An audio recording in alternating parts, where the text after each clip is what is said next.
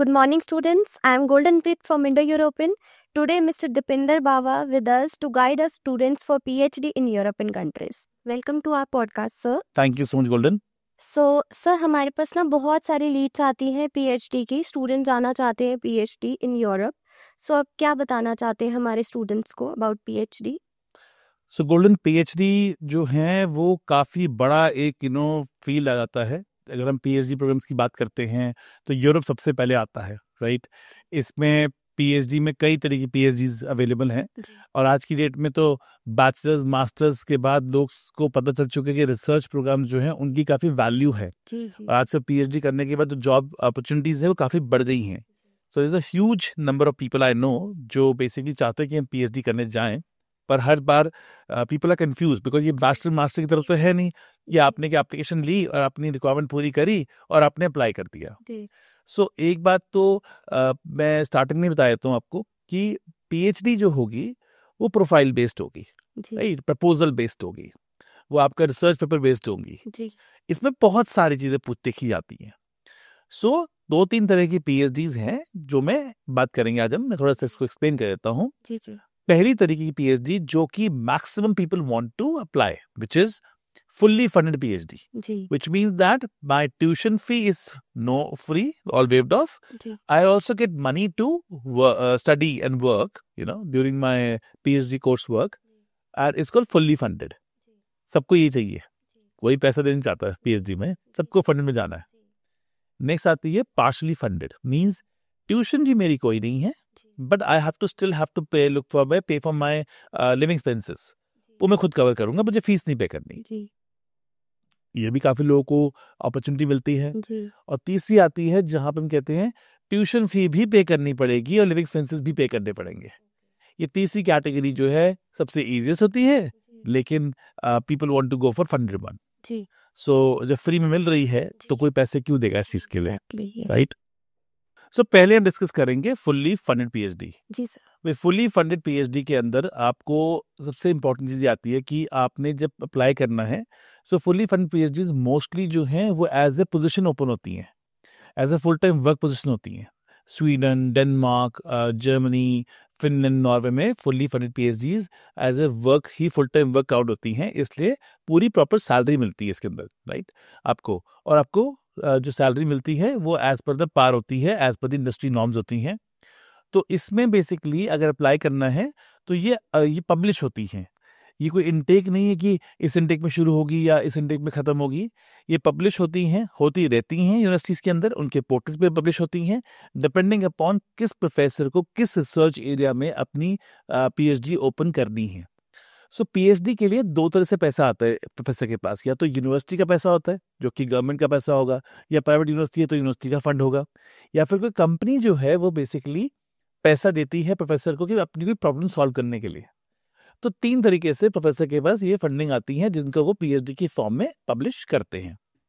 अब हम बात करते हैं बेसिकली जब भी प्रोफेसर ये पब्लिश करते हैं तो अब लोग अप्लाई करते हैं इसके ऊपर, तो you have to keep searching. There lot of different portals हैं जहाँ पीएचडी की एप्लीकेशंस आती हैं। पीएचडी के लिए कैंडिडेट्स ढूंढे जाते हैं, बैठ के लोग वो अपनी यूनिवर्सिटी की उस पर भी डालते हैं, और बहुत सारे पीएचडी प्रपोजल पोर्टल्स भी होते हैं। सर मैं आपसे ये पूछना चाहती हूँ, जैसे कोई स्टूडेंट है वो पीएचडी के लिए अप्लाई करना चाहता है, तो बेसिक उसको क्या चीज़ का ध्यान रखते हुए पीएचडी के लिए अप्लाई करना चाहिए? बेसिक रिक्वायरमेंट क्या रहती है उसकी? सो देखिए, बैचलर मास्टर्स तो मैंडेटरी है ही है। आपके पास 3 साल की बैचलर है, 2 साल की मास्टर्स है, मिनिमम ये है, तो आप इंडिया से पीएचडी के लिए अप्लाई कर सकते हो। लेकिन बात हो जाती है गोल्डन, जैसे कि बताया मैंने कि जब फंडेड पीएचडी है तो बहुत ही कॉम्पिटिशन भी टफ होगा इसके अंदर। इसके अंदर सबसे इंपॉर्टेंट चीज़ है कि आपने अपनी मास्टर्स में कितने पेपर्स पब्लिश किए थे, आपका रिसर्च वर्क क्या है, आप किस एरिया में रिसर्च करना चाहते हो, वो पीएचडी का जो प्रोफेसर है वो उस एरिया में कितना रिसर्च कर रहा है। सो अगर पीएचडी बेसिकली ओपन हुई है तो उसमें मोस्टली 2 चीज़ होती हैं, या तो जो रिसर्च होता है, जो कोर्स वर्क होता है, या जो प्रपोजल बनता है वो बनता है उस एरिया में रिसर्च में जो कि आपका प्रोफेसर कर रहा होता है, या जिसमें आपको करनी होती है, और वो उसका एरिया का एक्सपर्ट होता है। दोनों तरफ से बन सकती है बैठ की बात। अब वो चीज़ें आप बेसिकली क्या करते हो, उसको आप अपने रिसर्च प्रपोजल में डालते हो। तो रिसर्च प्रपोजल जो होता है वो सबसे इंपॉर्टेंट पार्ट होगा कि बैचलर मास्टर सबको आनी चाहिए, वो तो मैंडेटरी है ही है। लेकिन इसके अलावा जो आता है वो आता है रिसर्च प्रपोजल, जो कि सबसे बड़ा रोल प्ले करता है पूरी पीएचडी एप्लीकेशन के अंदर। ये आईएलटीएस का होना, ये तो ऑफ कोर्स बेसिक सी चीजें हैं, तो जो लोग पीएचडी करने जाएंगे उनके लिए बेसिक्स हैं। लेकिन मेन होता है कि आपका रिसर्च प्रपोजल कितना स्ट्रांग है, नंबर 1। नंबर 2, वो किस एरिया में है। नंबर 3, आपने मास्टर्स या बैचलर्स में कितने पेपर्स पब्लिश किए थे, वो बड़ा मैटर करता है अगर आपने फुल्ली फंडेड पीएचडी को अंदर अप्लाई करना है तो। सो सर, एक जो कॉमन क्वेश्चन है जो स्टूडेंट्स की तरफ से आता है कि सुपरवाइजर जो वहाँ के होते हैं, सो इंडो यूरोपियन उसमें कैसे हेल्प करता है फाइंड करने में। एंड सेकंड क्वेश्चन जो स्टूडेंट की तरफ से आता है अबाउट रिसर्च प्रपोजल, उसमें हम स्टूडेंट की कैसे हेल्प करते हैं। सो बेसिकली हम फुल्ली फंडेड पीएचडी में डील नहीं करते हैं। हम उनको, मैं आपको बड़े ओपनली आज इस वीडियो को बनाने का मेन पर्पस ही ये है कि फुल्ली फंडेड पीएचडीज के अंदर अभी हम as of now company deal नहीं करते हैं। पहले हम क्या करते थे, और डील ना करने का रीजन था तो हम क्यों नहीं करते, हम क्यों एक्सेप्ट नहीं करते एप्लीकेशंस। आप समझो, जैसे 100 लोगों ने आपसे अप्लाई करा, पीएचडी पे अप्लाई करा, राइट। बट जो मेजरली प्रोफेसर्स हैं यूनिवर्सिटीज के, या डीन्स हैं, या एचओडीज हैं, वो कहते हैं कि मोस्ट ऑफ द स्टूडेंट जो इंडियन यूनिवर्सिटी से आते हैं वो पेपरों में तो बहुत अच्छे लगते हैं, लेकिन जो उनकी स्किल सेट है, प्रॉब्लम सॉल्विंग माइंडसेट है, वो हर बच्चे का नहीं हो पा रहा। क्योंकि जो मेजर यूनिवर्सिटीज जैसे आईआईटीज हो गए, आईआईटी के बच्चों को पीएचडी जल्दी मिलती है क्योंकि उन बच्चों की बहुत वैल्यू भर, क्योंकि वो बड़ा बड़ा ब्राइटेस्ट ब्रेन होते हैं। So lot of professors tell me when we apply the PhD, तो उनकी डिक्लाइन होती थी। और मैं पूछा उनसे कि भाई ऐसा क्या है। वो कह रहे बेसिकली एक तो रिसर्च प्रपोजल जो है वो इतना स्ट्रांग नहीं है, या तो आप ये भी कह सकते हो, या फिर अगर स्ट्रांग है भी तो स्टूडेंट के जो पेपर्स ऑन पेपर मुझे स्टूडेंट ठीक लग रहा है, पर आई एम नॉट श्योर कि मैं इसको ले सकता हूँ, क्योंकि ये बहुत बड़ी एक कमिटमेंट है एज ए सुपरवाइजर बनना। सो मेजरली सारे ही यूनिवर्सिटी के जो प्रोफेसर्स हैं या जो डीन्स हैं, वो कहते हैं दीपेंद्र, बेस्ट थिंग ये है बच्चे को बोलो मेरी मास्टर्स डिग्री प्रोग्राम में आ जाए, मास्टर्स करे मेरे पास यहाँ पे आके, और मैं मास्टर्स के ड्यूरेशन में ही उसे पिक कर लूंगा, क्योंकि मुझे पता है कि वो स्टूडेंट कितना डेडिकेटेड है पीएचडी करने के लिए और कितना केपेबल भी है। डेडिकेटेड होना और केपेबल होना दो अलग बातें होती हैं। तो इस चीज़ की वजह से हमने फुल्ली फंड पीएचडी जब एप्लीकेशन लगाते हैं, अगर मैं 100 ऐप लगा रहा हूँ और मैं 2 या 3 लोगों को फुल्ली फंड लेके देता हूँ एप्लीकेशन, जो 97 स्टूडेंट को हम नहीं लेके दे पाएंगे ना, वो बेसिकली बहुत ज़्यादा इम्पैक्ट पड़ता है हमारी ब्रांडिंग के ऊपर। बच्चा ये बात समझता नहीं है, वो कहता है मैं तो आपको पे करा था जी, आपने मुझे कहा था मैं लेके दूंगा। तो हमने क्या करा, बीच में मॉडल चलाया जिसमें हम कहते हैं कि हम एक सर्विस फी लेंगे आपसे, अप्लाई कर देंगे, और अगर आया तो आया, नहीं आया तो नहीं आया। वो मॉडल भी फेल हो गया। क्यों? क्योंकि जब लोग आ ही नहीं रहे थे तो मुझे लगा कि यार अप्लाई करना ही बेकार है, क्यों लोगों को मैं अप्लाई करवा रहा हूँ। तो इस बेटर ये कि हम उन्हें सजेस्ट करते हैं, उनको समझाते हैं, उनकी काउंसलिंग करते हैं कि आपको पीएचडी करनी है ना, आप मास्टर करने पहले यूरोप में आ जाओ, आप मास्टर्स कर लो, आपको पीएचडी फंडेड मिल जाएगी, बहुत इजीली मिल सकती है। क्योंकि कैसे मिल सकती है मैं आपको समझाता हूँ कैसे। नंबर 1, मैं चला गया लेट्स सपोज से टीयू बर्लिन। अब टीयू बर्लिन में मैं मास्टर्स मैकेनिकल पढ़ रहा हूँ। मास्टर इन मैकेनिकल पढ़ते पढ़ते मेरे प्रोफेसर को मेरे अंदर वो कैपेबिलिटी दिखाई देती हैं जो कि पीएचडी स्टूडेंट में वो देखना चाहता है। करेक्ट? मैं 2 साल उनके साथ रहा और मैंने भी अपने प्रोफेसर को देखा कि उसने कितनी रिसर्च कर रखी है, तो हमारा हो गया एक प्रोफेशनल मैच। इस मैथ की वजह से प्रोफेसर मुझे पीएचडी की अपॉर्चुनिटी देगा अपने अंडर में, वो टाइम भी देगा, वो पैसा भी लगाएगा, everything become a win win situation both candidate and the supervisor. अब बेसिकली जब ये हुआ तो इससे इजी हो गया पीएचडी में एंटर करना। अब यहाँ से मैं एप्लीकेशन बना रहा हूँ, प्रोफेसर माइकल टीयू बर्लिन में पढ़ा रहे हैं। अब उन्हें क्या पता मेरे बारे में, वो मेरा इंटरव्यू ले लेंगे, मुझसे बातें कर लेंगे, पर उससे मेरा जो स्किल सेट है वो इतना नहीं आता समझ में जब तक आप काम नहीं करते हो। सो क्योंकि जब मैं मास्टर्स करूंगा उनके यहाँ पे, उनके अंडर में, तो वो मेरा स्किल सेट देख लेंगे। सो इसीलिए स्टूडेंट के पास जो पीएचडी करने की, जो फुल्ली फंड पीएचडी करनी है, तो उसकी ऑप्शन बढ़ जाती है। फुल्ली फंडेड हो या पार्शली फंडेड हो, दोनों के अंदर मैं सेम मैथ लगा रहा हूँ कि बच्चे को पहले बेसिकली मास्टर डिग्री में आना है। मैं फिर से बोल रहा हूँ ऑन कैमरा, मैं ये नहीं कह रहा हूँ कि इंडिया से पीएचडी नहीं मिलती हैं। मैं ये नहीं कह रहा हूँ कि लोगों को एक्सेप्टेंस नहीं आता है, मैं ये भी नहीं कह रहा हूँ कि आप ना अप्लाई करें, बट मैं आपको ये कह रहा हूँ जो अपॉर्चुनिटी के चांसेस है, फेयर चांस है, अगर मैं 100 बच्चों में से 2 या 3 लोगों को दिलवा पा रहा हूँ तो कमर्शियली कोई बेनिफिट नहीं है ना वो। कम से कम 30-40% जब तक लोगों को कोई एडमिशन ना मिले तो मेरे हिसाब से उस जगह पे तो फिर वही होगा कि टॉप क्रीम को मिल रहा है जी। तो फिर टाइम वेस्ट है, पैसा वेस्ट है। आप इतना अप्लाई करते हो, 6 जगह अप्लाई करते हो, 6 महीने वेट करते हो, उसके बाद भी आपको वहां से रिफ्यूजल आ रहा है, यहाँ से रिफ्यूजल आ रहा है, कहीं भी। तो इसलिए मेरे हिसाब से फुल्ली फंडेड पीएचडी और पार्शल फंडेड पीएचडी के अंदर अगर आप कोई टॉप 10 इंस्टीट्यूशन से आ रहे हो इंडिया में, ओके, नो प्रॉब्लम, अप्लाई करो। आपने पेपर्स पब्लिश करे तो अप्लाई करो, आपने अपना प्रोफाइल बिल्डअप कर रखा है, आपने कॉन्फ्रेंसेस कर रखी हैं, आप करो अप्लाई, कोई दिक्कत नहीं है। पर how many people actually have this profile? Very few. So इसके बाद जैसे आपने बोला कि वहाँ पे मास्टर्स करने के लिए बच्चा अपना बेस सेट कर सकता है पहले, उसके बाद वो पीएचडी में इनरोल कर सकता है, राइट? बट स्टूडेंट हमें ये बोलते हैं कि मैम मैंने ऑलरेडी मास्टर्स कर रखी है, मैं डबल मास्टर्स के लिए क्यों जाऊं? ठीक है। So- सो आपको ये समझना है, आपको अपने आप से क्वेश्चन पूछना है, is funded PhD very important for me? It is super important, मुझे करनी है, जी फंडेड नहीं करनी है, जी तो आपको अपने चांसेस बढ़ाने के लिए मास्टर्स करनी पड़ेगी। मैं ये नहीं कह रहा हूँ कि अप्लाई मत करो, आप कर लो अप्लाई, आप करके देख लो 6 महीने, exactly. अगर आपका नंबर नहीं निकलता पीएचडी के अंदर। सो आप बेसिकली यही कहना चाहते हो कि टाइम सेव हो स्टूडेंट का, ठीक है ना? और बेस मतलब जैसे इंडिया और इंटरनेशनल एजुकेशन में there is a huge difference, right? So आप स्टूडेंट्स को हमारे ये कन्वे करना चाहते हो कि एक बेस बनाए अपना to go there, right? So उसके बाद स्टूडेंट अपना बेस सेट कर ले to enrol in PhD, right? मैं वही तो कह रहा हूँ ना, जब तक स्टूडेंट और प्रोफेसर जब तक स्टूडेंट को जानता नहीं है, वो पीएचडी देने में इतना कॉन्फिडेंट नहीं है, जो कि बात सही है ना। हमारी बीसीए के, अगर मैं अपनी बीसीए की बात करता हूँ या बीएससी आईटी की बात करता हूँ, कई कई यूनिवर्सिटीज में बीकॉम की बात करता हूँ, बीए आर्ट्स की बात करता हूँ, गोल्डन अब करिकुलम चेक करो, किस एंगल से बच्चे मास्टर्स कर लेंगे। आज बीसीए के बच्चे को कंप्यूटर खोल के बंद करना नहीं आता है। मैं गलत नहीं बोल रहा हूँ, आप कहोगे तो आपके सामने, मैं कई बार अपनी काउंसलिंग सेशंस के अंदर बच्चों से पूछ चुका हूँ, वो उनको नहीं पता है bachelor in computer application. Bachelor in computer application मतलब कि कंप्यूटर से रिलेटेड कोई पढ़ाई होगी ना ये, तो उसमें सॉफ्टवेयर हार्डवेयर तो पढ़ाएंगे बैठ के, कंप्यूटर से ही है, उसके करिकुलम चेक की जाए बैठ के, नहीं है। मेजॉरिटी ऑफ द बच्चा बीबीए पढ़ के आता है, बैचलर बिजनेस एडमिनिस्ट्रेशन, बिजनेस की पढ़ाई करी है, एक्सेल रिपोर्ट नहीं चला पा रहा। क्यों नहीं चला पा रहा? स्किल्स आपने 3 साल लगाए ना, फीसें भरी ना आपने। एक्सेल एक कोर्स है बेसिकली। कहाँ पे कोर्स है एक्सेल? एक्सेल कोर्स है आपका बाहर की यूनिवर्सिटियों के अंदर पढ़ाते हैं, तभी तो बच्चे जब बैचलर करते हैं उनकी बैचलर करने के बाद ही जॉब रेडी हो जाते हैं। हमारा बच्चा मास्टर करके जॉब रेडी नहीं हो पा रहा यूरोप के लिए, लेकिन उनका बच्चा बैचलर पढ़ के जॉब रेडी हो रहा है, क्योंकि उनकी बैचलर में इतना दम है। तो कहीं ना कहीं ये बात सच्चाई तो है। देखो, हम माने या मेरे बोलने से या आपके मानने से फर्क नहीं पड़ेगा, रियलिटी यही है। और रियलिटी इसलिए कि अच्छे इंस्टीट्यूशन जितने भी हैं यहाँ पे इंडिया में, वो अच्छे इंस्टीट्यूशन बेसिकली अच्छी ट्यूशन फी ले रहे हैं, और उन्हीं ट्यूशन फी से बेसिकली बच्चे पढ़ा रहे हैं। वो महंगी ट्यूशन फी है, पर क्वालिटी भी अच्छी है यूनिवर्सिटीज की।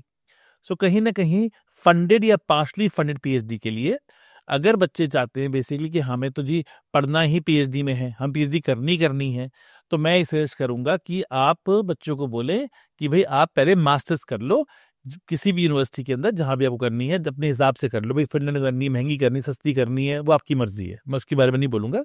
पर आप एक मास्टर्स कर लो, और मास्टर्स करने के बाद आप इसमें अप्लाई कर सकते हो। जो बच्चे 3 साल की बैचलर करने के बाद 1 साल की मास्टर यूके से करके आए हैं, उनको तो 2 साल की मास्टर्स मैंडेटरी है ही है।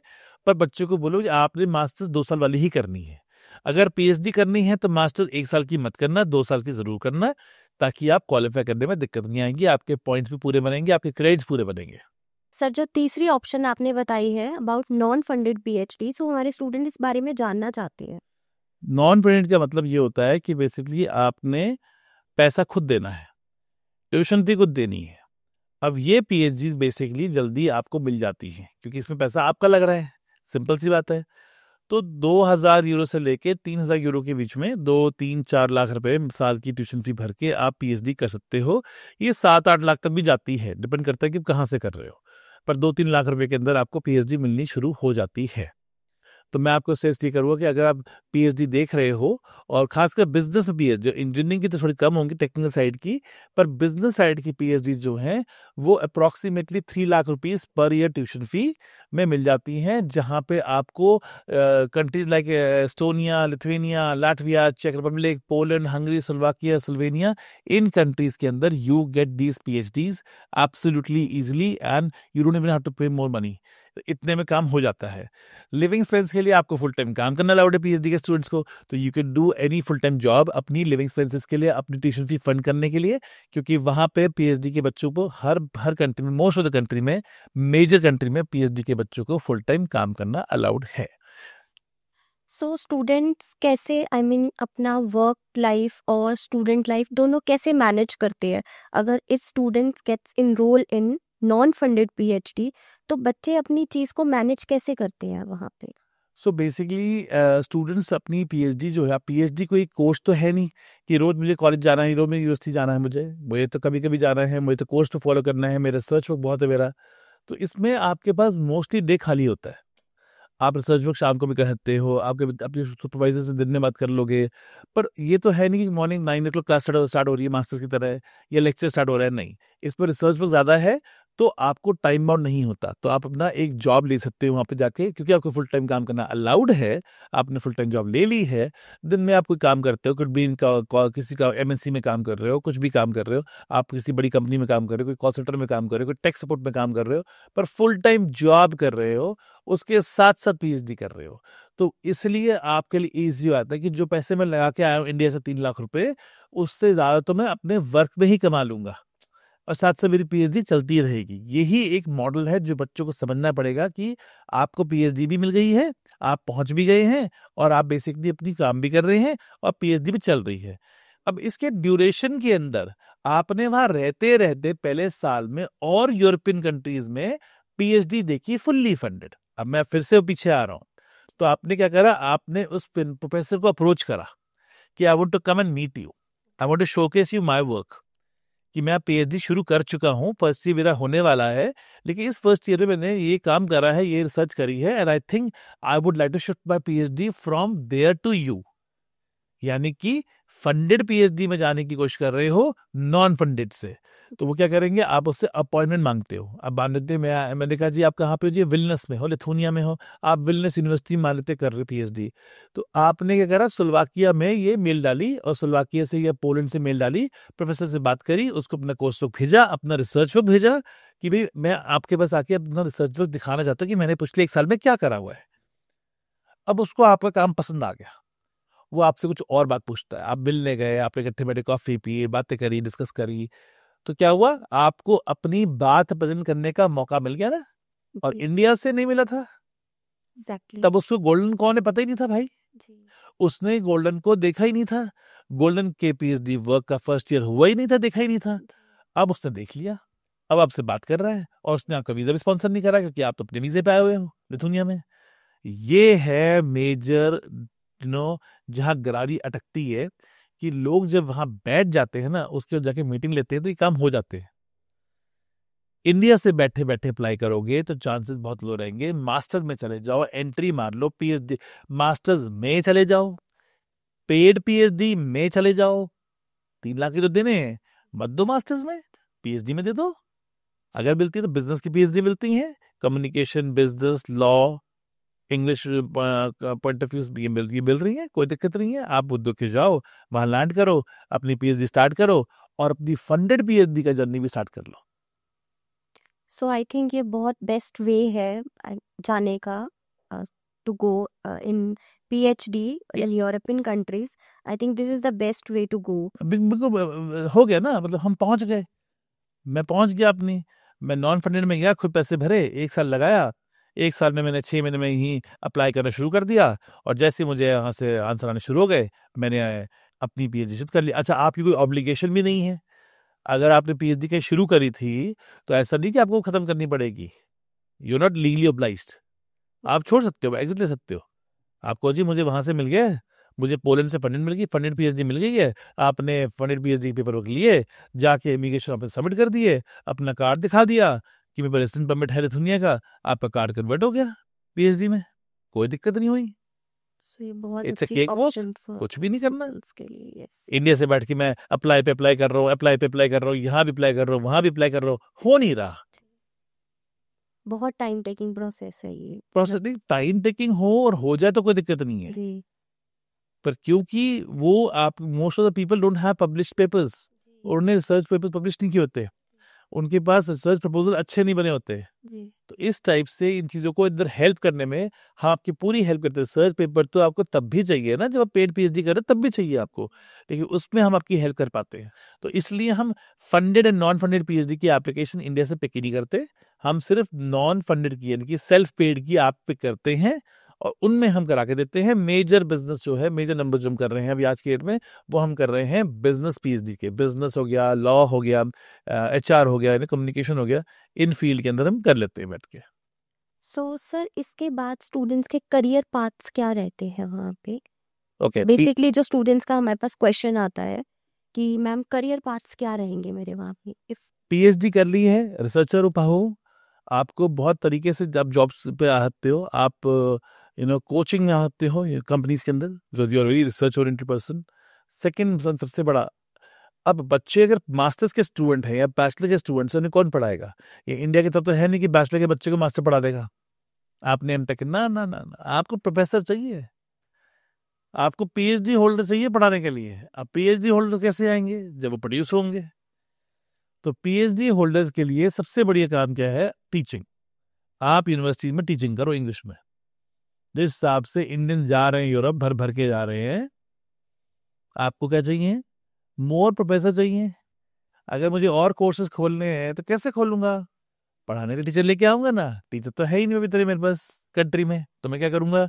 मैं बाहर से लेके आऊंगा तो मुझे महंगा पड़ता है। सो सर मेरा नेक्स्ट क्वेश्चन ये है आपसे, जो स्टूडेंट की तरफ से आता है हमारे पास, कि एक इंटरनेशनल स्टूडेंट जो यहाँ से जा रहा है, एक वहाँ का डोमेस्टिक स्टूडेंट, दोनों को यहाँ से जो जा रहा है हमारा इंटरनेशनल स्टूडेंट, उसको क्या चैलेंज फेस करना पड़ता है? क्योंकि वो जो डोमेस्टिक स्टूडेंट है वहाँ पे ऑलरेडी रह रहा है, राइट? तो उसके लिए उतना चैलेंज नहीं होगा जो यहाँ से स्टूडेंट हमारा जाएगा। सो ये हमारा एक बहुत इंपॉर्टेंट क्वेश्चन है। मैं आपके क्वेश्चन को थोड़ा सा टिल्ट करता हूँ। हम बात कर रहे हैं डोमेस्टिक स्टूडेंट को, हम वो काउंट करेंगे जो यहाँ से मास्टर करने गया था, उसने मास्टर्स कर ली है, अब वो क्लास में मास्टर खत्म कर रहा है। एक बच्चा अपना इंडिया से मास्टर करके बैठा हुआ है, एक हमारा यूरोप से मास्टर करके बैठा हुआ है। डोमेस्टिक में से उसे काउंट करेंगे हम, नेशनल्स को काउंट नहीं करते। जो लोकल नेशनल्स है उनको इंग्लिश टॉट प्रोग्राम में आना ही नहीं है, वो तो अपनी पीएचडी आराम से अपनी लैंग्वेज में निकाल सकते हैं। जर्मन स्टूडेंट इन जर्मनी को तो दिक्कत ही नहीं है ना, वो तो वह पढ़ रहा था बैठ के। हमारा कंपटीशन किससे होगा? हमारा कंपटीशन उस बच्चे से है जिसने मास्टर्स खत्म करी है टीयू बर्लिन में, हाँ जी, और मैकेनिकल में खत्म करी है, और एक बच्चे ने हमारे एमईटी में खत्म करी है, मान लेते हैं एमईटी। अब दो बच्चे हो गए, दोनों ने मास्टर खत्म कर ली। अब दोनों को बेसिकली क्या करना है? पीएचडी चाहिए। तो कंपटीशन कहाँ बनेगा? यहाँ बनेगा। क्योंकि जर्मन नेशनल का कंपटीशन कहाँ बनेगा? वो बनेगा जर्मन टॉट प्रोग्राम में। मैं वहां जाऊंगा ही नहीं, वो तो वो दूसरी कहानी होगी ना। अब ये बच्चा टीयू बर्लिन से मास्टर खत्म कर चुका है जी, और इसने यहाँ से कर ली इंडिया से। अब क्या हुआ जी? आपने पीएचडी अप्लाई करनी है, मान लो ऑनगो में करनी है, मास्टर के बाद ही करनी है। अब प्रोफेसर कॉमन है दोनों का, एक पीएचडी पोजीशन खोली उसने, उधर से दीपिंदर ने भी अप्लाई करा, इधर से गोल्डन ने अप्लाई करा। अब दीपिंदर बेसिकली जो है वो उन प्रोफेसर को जानता है, वो 2 साल से पढ़ा रहा है उसको बैठ के। He knows is a smart kid, अगर स्मार्ट है तो। He knows is a talented student, he knows इसका रिसर्च एरिया बहुत अच्छा है, और ये उसी एरिया में रिसर्च करना चाहता है जिसमें मेरी प्रॉब्लम आई है। इसका इंटरेस्ट भी है उसमें, ठीक है जी। Could be anything, could be thermodynamics में, किसी भी चीज में पकड़ लेते हैं। अब गोल्डन का भी इंटरेस्ट इसमें है, बिल्कुल है, पर प्रोफेसर को नहीं पता कि गोल्डन जो है वो कितनी अच्छी स्टूडेंट साबित हो पाएगी। अब मैं प्रोफेसर माइकल पैसे कहाँ लगाऊंगा? मैं पीएचडी किसको दूंगा? ऑफ कोर्स जिसको मैं जानता हूँ, नॉट बिकॉज कि वो मेरा स्टूडेंट है, बट बिकॉज कि मुझे पता है कि वो प्रॉब्लम सॉल्विंग है। अब गोल्डन का मुझे क्या पता? एप्लीकेशन में पेपर बहुत अच्छी लग रही बैठ के उसकी, आप तो अच्छी है, बहुत सारे पेपर पब्लिश करे उसने, इसमें भी पीएचडी मिलती है। तो अगर ऑडियंस ये सोच रही है कि मैं आपको बोल रहा हूँ कि डिस्करेज कर, मैं फिर से बोल रहा हूँ, अगर अच्छी यूनिवर्सिटी से पढ़ाई करी है, अच्छे मार्क्स है कॉन्टिन्यूसली बैचलर्स मास्टर्स में आपके पास, और अगर आप सोच रहे हो कि मुझे पीएचडी अप्लाई करनी है, आपका इंस्टीट्यूशन की रैंकिंग अच्छी है, तो आप इंडिया से भी अप्लाई करोगे तो मिल जाएगी। लेकिन फिर वो बहुत कुछ देखते हैं, आपकी नैक रैंकिंग चेक करते हैं, आपका थीसिस चेक करते हैं, आपकी पढ़ाई चेक करते हैं, करिकुलम चेक करते हैं, आपका एरिया ऑफ इंटरेस्ट। आपने बोल दीजिए मुझे उस एरिया में इंटरेस्ट है, आपने कुछ काम किया था उसमें, आपने कोई पेपर्स पब्लिश किए थे उस एरिया में, कोई कॉन्फ्रेंस अटेंड करी थी, नहीं करी थी, ये दिक्कत है। तो ये मास्टर्स नहीं है कि मैंने कहा रिक्वायरमेंट पूरी कर दी तो एडमिशन मिल जाएगा, ऐसा नहीं होगा। It's all about research based. It's a pure research based and इसके लॉन्ग टर्म प्लानिंग चलती है, आपको टाइम पे ही प्लानिंग करनी पड़ती है। इसीलिए आप देखो इतना रिसर्च बेस्ड है, इतना टाइम टेकिंग है कि पीएचडी की एप्लीकेशन कंसल्टेंट उठाते ही नहीं है। वो कहते कौन रत्था पिच्ची करेगा इसके ऊपर, आता तो है नहीं। अगर इतना बड़ा एक वॉल्यूम होता इंडिया से पीएचडी करवाने का, तो पीएचडी के स्टूडेंट आप देखते ऐड नहीं लगती। जी। पर क्योंकि पीएचडी का जो सक्सेस रेट है पीएचडी मिलने का, वो कम है ना, बहुत कम है। अरे इनफैक्ट पेड पीएचडी जहां पैसा आप दे रहे हो, वहां भी कंपटीशन वहां भी बना कर देते हैं। वो कह रहे पैसे आप दे रहे हो ठीक है, लेकिन सुपरवाइजर तो भाई हूँ। सो हमारा जो फोकस रहेगा वो बच्चों का पेड पीएचडी में रहेगा, जहां पे हम उनको लेके देंगे। टेक्निकल इंजीनियरिंग पीएचडी भी हैं हमारे पास, और उनमें भी पॉसिबिलिटी है, बट थोड़ी महंगी पड़ती हैं। बिजनेस पीएचडीज, मैनेजमेंट पीएचडीज लगभग 3 लाख रुपए में मिल जाती है with full time work permits. So ये हमारे स्टूडेंट्स के लिए बहुत अच्छी इन्फॉर्मेशन है अबाउट पीएचडी, कि वो मास्टर्स करना चाहते हैं या पीएचडी करना चाहते हैं। सो बेस आपने हमारे स्टूडेंट्स का ना बहुत अच्छे से क्लियर किया है कि क्योंकि पीएचडी की ना सर बहुत सारी लीड्स आती है हमारे पास, और बहुत आपने बिल्कुल सही बोला है कि पीएचडी के लिए हर कोई नहीं बता सकता इतना ओपनली, बिकॉज बहुत सारी चीज़ें हैं इसमें, माइनर बहुत सारे, बिकॉज ये बहुत ज़्यादा प्रोफेशनल कोर्स है, बहुत ही ज़्यादा। सो आपने बहुत अच्छे से हमें एक्सप्लेन किया है।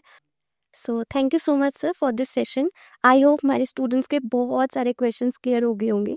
बाकी हम नेक्स्ट वीडियो में आपसे कुछ और इन्फॉर्मेशन चाहेंगे स्टूडेंट्स को बताना, हम अपने स्टूडेंट्स को प्रोवाइड करेंगे। Thank you so much sir.